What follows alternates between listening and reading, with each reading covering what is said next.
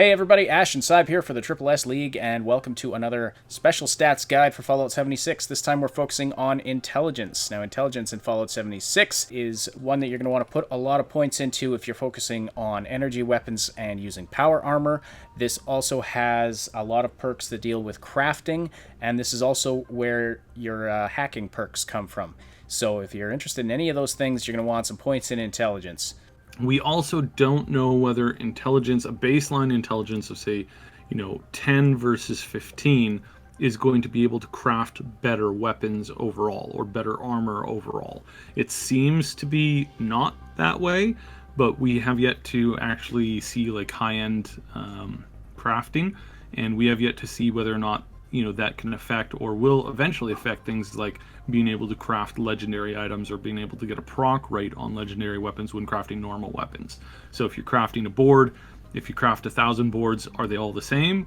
Or is there quality spikes when you have a higher intelligence? That's something that is common in other games, but we don't know whether or not that's actually a thing in this game at all. If not, basically you need 5 points in order to craft tier 5 weapons if you plan on crafting weapons at all, which I mean, it's kind of a central focus of the game, so probably a really important thing to have. So at least 5 points.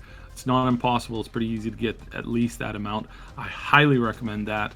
If you're really going to focus in on power armor, then you're going to want to take a little bit more points because you're going to be able to stack some really cool power armor perks in this game. I personally am not doing a build that's going to focus in and around power armor, but I'm keeping enough points in here that I can switch over to that if I need to. All right, so starting off, right at level 2, you get the first aid card, the perk card, which, of course, increases how much of your health Stimpaks will restore. So that's a really good one to have. You can leave that at a 2-star, and it's going to do pretty decent amount of healing. In a lot of cases, what I've noticed is that not the diluted, but the pure Stimpaks, they restore a ton of health already. And if you have any kind of like radiation damage and you're at around 30%, it's going to heal you almost to full as is. So you don't need to max this card out. You can just take 1 or take 2 points in it, and that will greatly increase overall Stimpak usage. So next up we have the hacking perk card, which gives you a +1 to your hacking skill and reduces terminal lockout time. Now this is another triple stacking card, so there is also expert hacker and master hacker lower down on this list. Each of those cards is exactly the same, but if you want to hack level 3 terminals, you need to have all 3 of those cards, and you have to have them all slotted in. Now, you can't get the next 2 until later on. They come in at much higher levels. Like you can see, Expert Hacker here comes at level 22, and then Master Hacker is probably right there, level 38. It's 38, yeah. Yeah. So these are only 1-point cards each, but you have to have all 3 slotted in to hack the top level hacking machines. Now, just like with lockpicking, there are level 0 computers that you can hack, and you don't require any of the cards for those. But then for whichever level that the terminal is at, you need that many of these cards slotted in. Licensed Plumber, your pipe weapons break more slowly and are cheaper to repair, so you can get that all the way up to 90% more slowly if you rank this up to level 3. So if you're using a lot of pipe weapons, which early on in the game especially, you're going to be using a lot of pipe weapons. More than likely, they're pretty plentiful and you can craft them. Not the best weapon. We'll see if there's some like higher end pipe weapons in the game, but overall it's like I've been looking and I've been watching what you can build with the pipe weapons and what kind of augments you can put on it. None of them are amazing. Most of them are like meh level. So early game, probably yes. Late game, don't waste your time. Yeah, you'll be picking up better quality weapons as you go, and especially if you are slotting a lot of points into intelligence and getting a lot of perks, you can craft a lot of good mods for those. You're probably not going to be using a lot of pipe weapons late game. Pharmacist improves the effectiveness of Radaway. It removes 30, 60, or 100% more radiation, depending on how you rank that one up. I haven't had too much of an issue with removing radiation. It's definitely something that's kind of a little bit annoying, but I also have a ton of Radaway. So again, it's like one of these things where it's like maybe not super useful, maybe kind of more or less situational. Makeshift Warrior, similar to Licensed Plumber, but applies to your melee weapons. They break 10% slower at Tier 1, and this also allows you to craft melee weapons. So up at rank 5, your melee weapons break 50% slower, and you can craft Tier 5 melee weapons. You require the plans for those, of course, but if you're doing a melee build, this is probably one you're going to want to grab. These are really, really good weapons, and these are going to take both your both this and Gunsmith is going to take your normal weapon creation from a low level to a super high level. This is the only way you're going to be able to craft things like miniguns and a bunch of other things that are kind of like must-haves. Yeah, so I highly recommend whichever one you're focusing on, start to max this card out early on. You don't have to equip it all the time, but you do have to equip it if you want to do any high level crafting. Gunsmith, of course, the companion to Makeshift Warrior, but applies to guns instead of melee weapons. Intelligence also has Demolition Expert here at level 10, and this increases the damage of your explosives. So this isn't talking about explosives you've crafted, it just says all explosives. Plus you can combine this, there's another card under one of the other trees that allows you to increase the range of your explosives, so you could have some really powerful explosions if you put those two together.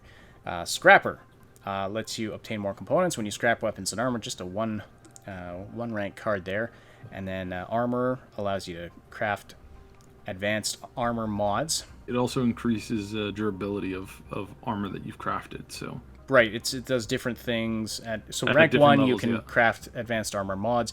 Rank 2, it costs fewer materials to craft armor. And then at level 3, your crafted armor has improved durability. So each of the 3 ranks does very different things there.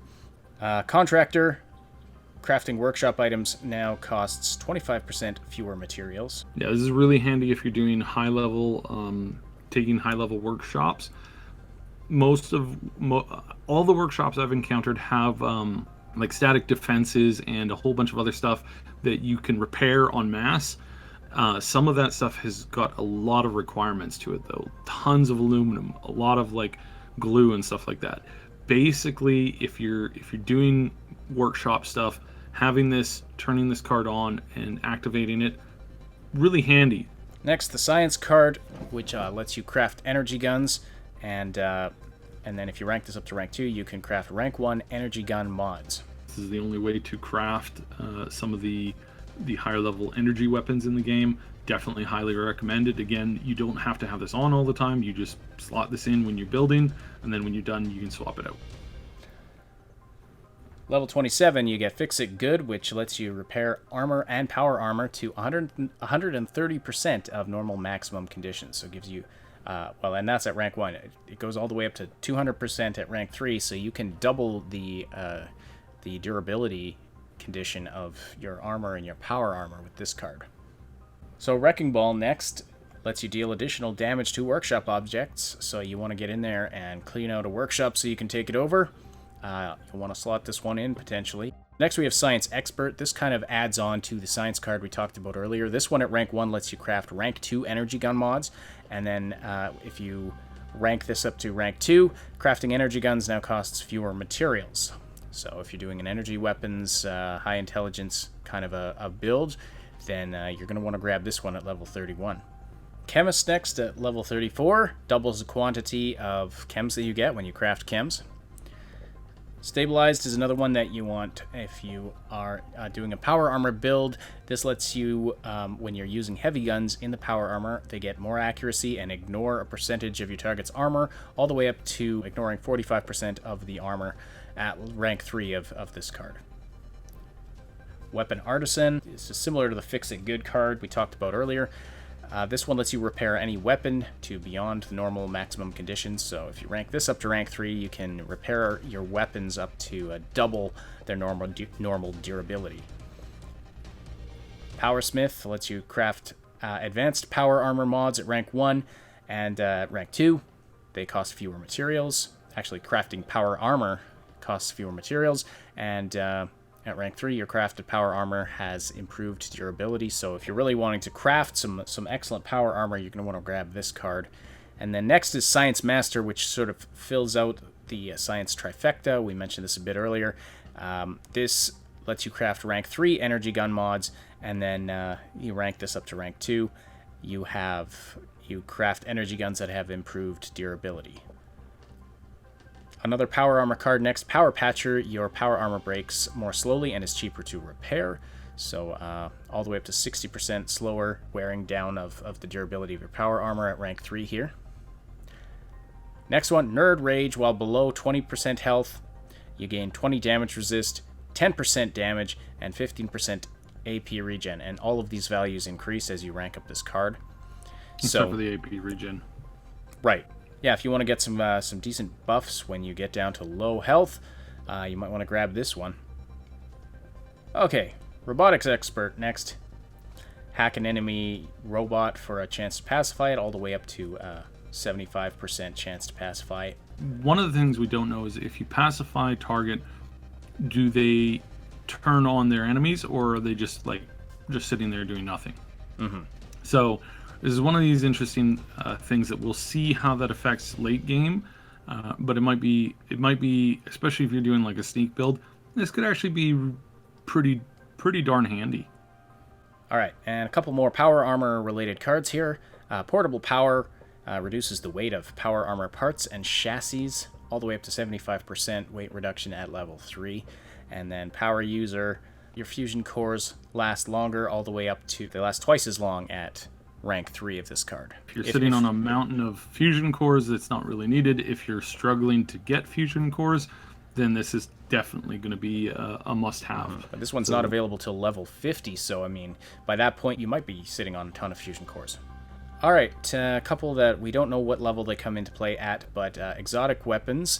You can now craft crossbows, black powder guns, and more if you pick exotic weapons at rank 1, and then at rank 2 you can craft rank 2 exotic weapon mods. These exotic weapons are really interesting. The black powder weapons in the game do an enormous amount of damage, but also take a dog's age to reload. Some of the black powder pistols take about, I think it's like 10 seconds to reload, but do like over 100 damage in the first initial shot. Crossbows, I haven't seen any crossbows in play yet, but it'll be really interesting to watch what they do and some of the other exotic weapons. I'm expecting some pretty exotic melee weapons as well, so we'll see where and how those go. Definitely something to keep your eye on if you're into crafting, and if you're into crafting cool weapons, this is definitely something to keep your eye open to. Well, and I wouldn't mind trying a black powder rifle with my sniper build. That sounds like that would be awesome. And Grease Monkey makes workshop items cheaper to repair, so up to 60% cheaper if you rank that up to rank 2. And that is the intelligence perk. I should mention that one of the black powder weapons that is confirmed is a cannon. Oh, fun. We know that cannons are in, and we know that cannonballs are in. We can see that you can craft those early on. So this is probably going to be under this tree to be able to craft a cannon. And again, it's like that's a heavy weapon that could quite possibly be considered a sniping weapon that does an enormous amount of damage on a single shot. So this is definitely something to keep your eye on. All right, excellent. So that's an overview of the intelligence skill tree and the perk cards for that. Thank you so much for watching. If you appreciated this guide, please hit that like button, and we've got 6 others for all of the other special stats. So definitely check those out as well, and definitely sub to the channel here at the Triple S League for tons more Fallout 76 content coming your way. Thanks so much for watching. We'll talk to you later. Thanks so much for watching. Don't forget to like, sub, and hit that notification bell, and then check out some of these other videos. Find the link to our Discord server and other important stuff in the description below. Rotated answer.